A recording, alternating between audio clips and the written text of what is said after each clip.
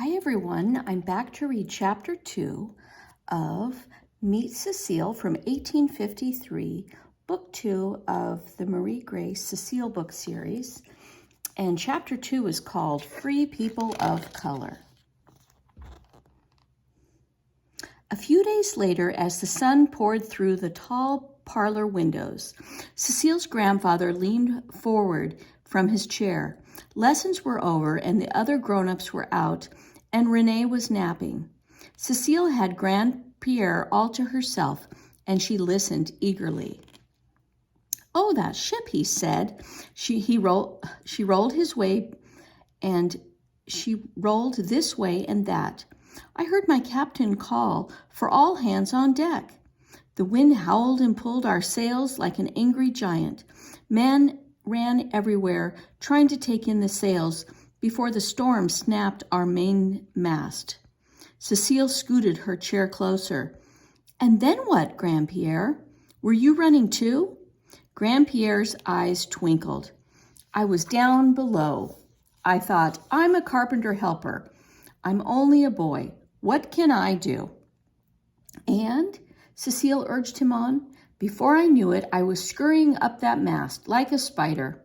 Cecile squealed, squeezing her eyes shut to imagine a young boy in a raging storm, shinning up the ship's mast as if it were a tree. "Up and up, higher and higher," Grand-Pierre chattered.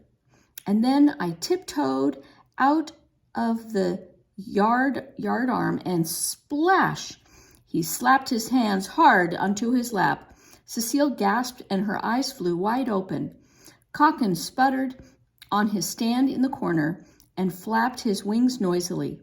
"My hammer fell into the sea instead of me." Grand-Pierre laughed, his curly silver beard sparkling in the morning light. "No better way for a sailor to start his career. None?" "None. You were so brave." Cecile sighed with admiration. "Oui, my Cecile, because I love the sea almost as much as I love you." He wrinkled at her. Cecile jumped up to plant a kiss on her grandfather's cheek. "Oh, Grand-Pierre, when you tell a story, I can almost smell the sea." "Armand can tell stories that way too. I wish I could." Her voice trailed away. "When you've traveled as many places as I have, chérie, it's easy. All the memories, the adventures, the stories, they are written right here," and he tapped his chest. Cecile hoped that wonderful stories would flow from her own heart one day as well. "But I never have any adventures to tell about," she said. "Don't worry," Grand-Pierre replied. "Adventures you'll have, ma chérie. But you don't have to go around the world just yet to find them. You're my granddaughter, Cecile Amelia Ray.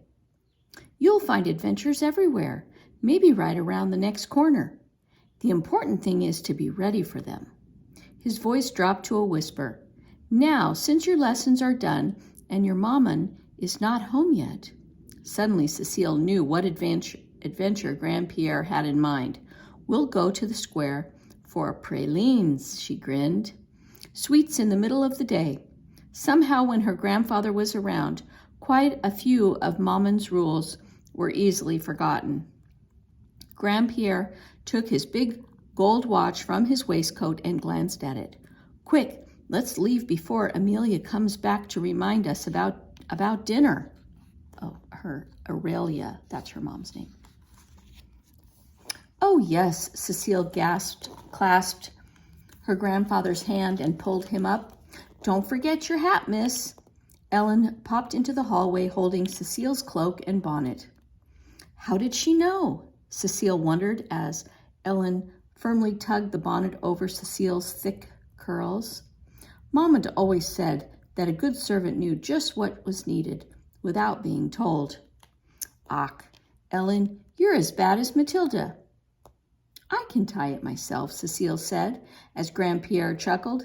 "And oh, don't go out in silk slippers," Ellen added. "You'll need boots for those awful sidewalks." "The banquettes aren't so bad," Cecile protested, but she stepped into her leather boots and Ellen swiftly buttoned them up. Finally, Cecile skipped out beside her grandfather through the porte-cochère that led from their courtyard out to the busy street. Ellen was right about the boots. The banquette was covered with a thin coating of mud left over from a night of winter rain. Cecile didn't care. She was happy to be out with Grandpierre. Just ahead, she spied her tutor, Monsieur Lejeune, turning the corner. He noticed them and waved. Cecile waved back, but then she quickly shoved her hand into her coat pocket. Her fingers were cold. "No gloves again?" Grandpierre chuckled. "Oh, Grandpierre, I have so many other things to remember," Cecile said importantly. Such as a new verse that I'm learning for Monsieur Lejeune." "Shakespeare again?" Grandpierre asked as they stopped to let a coal wagon pass. The noises of the square were getting louder. Horses clip-clop past, pulling carriages, and somewhere nearby, a peddler sang about beads and trinkets for sale. Faint shouts of the men working on the boats drifted up from the levee. "Yes," Cecile answered, raising her voice. "Listen. Weary with toil, I haste me to my bed, the dear repose of limbs with traveled tired. But then begins a journey in my head to work my mind when body's work expired." "Ah, it's about dreams," Grandpierre nodded. "Go on." "Well," Cecile hesitated. "That's as far as Monsieur Lejeune let me memorize. He says that I should work my mind with arithmetic instead of dreams." "Can you imagine dreaming about numbers, Grandpierre?" "That would be a nightmare, non?" Cecile giggled, and Grandpierre laughed so hard that he had to pull out his handkerchief to blow his nose. "Grandpierre, look! There's Madame Zulaime's candy shop. Her pralines are the best." Cecile dragged Grandpierre past the cathedral, not even stopping to listen to the bells strike the hour. As she threw open the shop's green door, she could almost taste the melted butter and roasted pecans. Madame Zulaime wore a crisp white cotton apron around her waist. The colorful scarf she had knotted over her hair bobbed up and down when she moved her head. "Bonjour, madame." "Hello. 2 bags of pralines, please," Grandpierre said to the shopkeeper. "Ah, Cecile, I see your Grandpierre is with you today. Perhaps he'll get you bonbons, too?" Madame Zulaime smiled at Grandpierre and pointed to a tower of chocolates inside the display case. Cecile headed right over to look. She heard the door open and close behind her. "Excusez-moi," she heard Grandpierre say. Watch where you're going, boy," came the rude reply. Startled, Cecile turned. 2 men had come into the shop, and from their strange-sounding accents, she could tell they were outsiders, Américains, as French-speaking people in New Orleans called those who came from other parts of the country. One of the men glanced at Grandpierre with a sour expression. "Bonjour, monsieur." "May I help you?" Madame Zulaime asked. "These French don't teach their slaves enough respect," the man said loudly to his friend. The friend tilted his chin in agreement. Madame Zulaime caught her breath.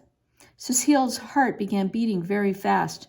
Surely that man didn't think her grandfather, Simon Adolphe Ray, was anybody's slave.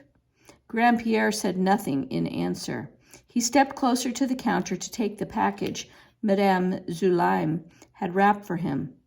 "Hey, you don't step up in front of me," the loud man moved as if he would shove Grandpierre.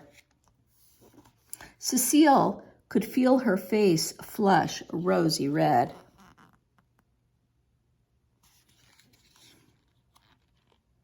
She'd never heard such nonsense. "How dare you, sir?" she burst out.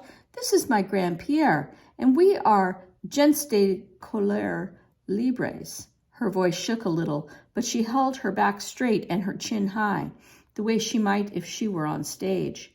The man stared at her with wide eyes when she spoke the French words, as if he didn't understand. He seemed confused for a moment, shifting his eyes from Cecile to her grandfather. Grandpierre put his hand on Cecile's shoulder. He was taller than the American, and he looked down at him. Your granddaughter is telling you, monsieur, that she, like myself, is a free person of color. The Ray family is very well known and well thought of in New Orleans, sir. Be careful whom you insult here. Madame Zulime quickly handed Grandpierre a neatly tied bundle. Merci, madame. Grandpierre took Cecile's hand. Come on, mon chéri.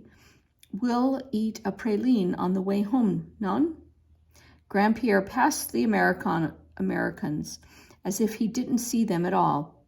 Cecile followed him slowly and tried to do the same. And when they were outside,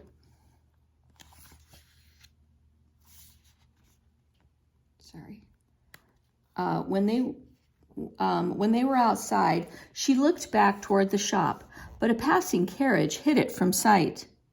Grandpierre, she asked, why was that man so rude? Grandpierre sighed. Our city is changing. When I met your Grande-Mère here many years ago, New Orleans was French, African, and Spanish. In the years since, people have been moving to our city from all over the United States. Les Américains, Cecile said.